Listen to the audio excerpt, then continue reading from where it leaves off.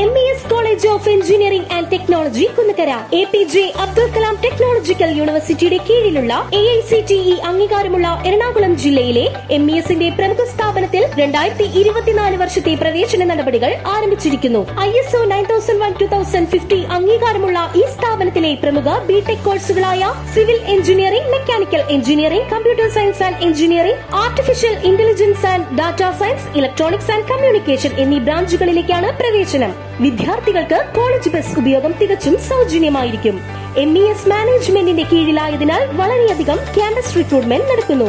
സാമ്പത്തികമായി പിന്നോക്കം നിൽക്കുന്ന പെൺകുട്ടികൾക്ക് ഹോസ്റ്റൽ താമസവും ഭക്ഷണം തികച്ചും സൗജന്യം.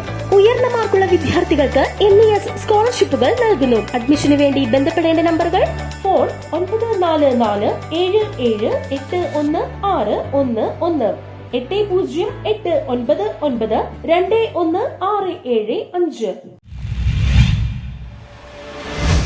ശ്രീ കൊച്ചി വിഡോബ ക്ഷേത്രത്തിൽ അഖണ്ഡ ഭജന സപ്താഹ യജ്ഞം തുടങ്ങി. കൊച്ചി ശ്രീ വിഡോബ ക്ഷേത്രത്തിൽ 73ാമത് അഖണ്ഡ ഭജന സപ്താഹം ആരംഭിച്ചു. Special artist Bhagyashree Deshpande special program ഉണ്ടായിരുന്നു. ഉദയാസ്തമന പൂജ, രാത്രി പൂജ, വിശിഷ്ട സേവ, ദ്വാദശി സേവ, പുഷ്പാലങ്കാര സേവ എന്നിവയും ചടങ്ങിന്റെ ഭാഗമായി ഉണ്ടായിരുന്നു. മട്ടാഞ്ചേരിയിലെ ശ്രീ വിഡോബ ക്ഷേത്രത്തിലെ 73ാമത് അഖണ്ഡ ഭജന സപ്താഹത്തിന് ഇന്ന് മേൽശാന്തി ക്ഷേത്രത്തിലെ മേൽശാന്തി ആർ രാജ്കുമാർ ഭട്ടിന്റെ നേതൃത്വത്തിൽ വിളക്ക് തെളിയിച്ചിരിക്കുന്നു.